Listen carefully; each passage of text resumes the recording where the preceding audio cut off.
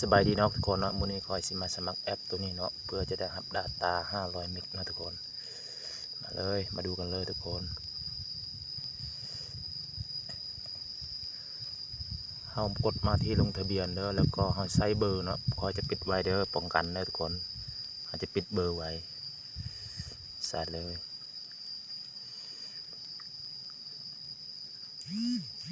หลังจากเฮาใส่เบอร์เสร็จแล้วสำคัญที่สุดคือเฮาต้องใส่รหัสแนะนำนี่เด้อทุกคนเด้อเพื่อจะได้ครับถ้าบ่ใส่แสดงว่าเฮาบ่สามารถสมัครได้เนาะใส่ตามผมเลยทุกคนใส่ตามที่คอยใช้นั่นแหละทุกคน RZE 6 ML GF หลังจากนั้นเฮาก็รอรหัสให้เพิ่นส่งมารอไปทุกคนเฮาก็ใส่เลยเนาะ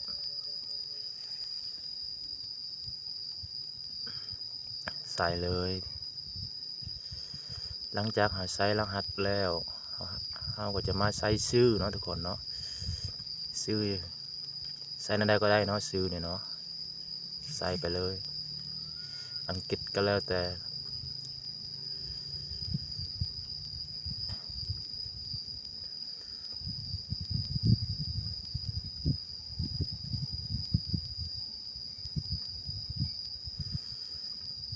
ใช้ Gmail ใช้นั่นได้ก็ได้นะทุกคนเนาะใส่ตัวนั่นได้ก็ได้รหัสผ่านเราต้องใส่ตัวใหญ่3ตู้ตัวน้อย3ตู้ให้มันด้านบนด้านล่างให้มันซ้ำกัน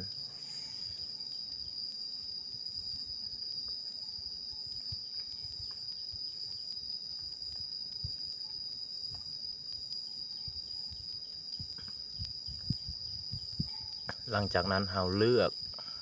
แขวงเมืองเนาะทุกคนเนาะวันนี้เราจะกดวัตถุเราจะกดอื่นๆก็ได้เด้อเราต้องใส่หัวหน่วยเราต้องใช้โฮงนะทุกคนเด้อหัวแรกเราต้องใช้โฮงเฮียนนั่นใดก็ได้ด้านล่างเราต้องใส่รหัสแนะนำไปทุกคนดีคอยตั้งรหัสผ่านเบอร์ตรงเนาะทุกคนเนาะต้องใส่รหัสผ่านคืน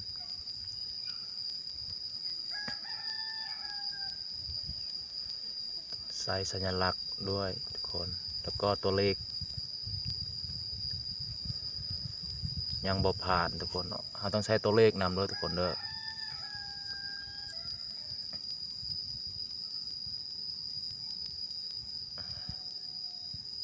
เราต้องใช้ซ้ำกันเนาะ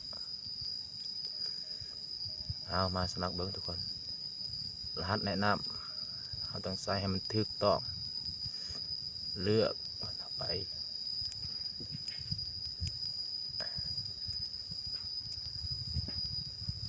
ถือว่าเสร็จสิ้น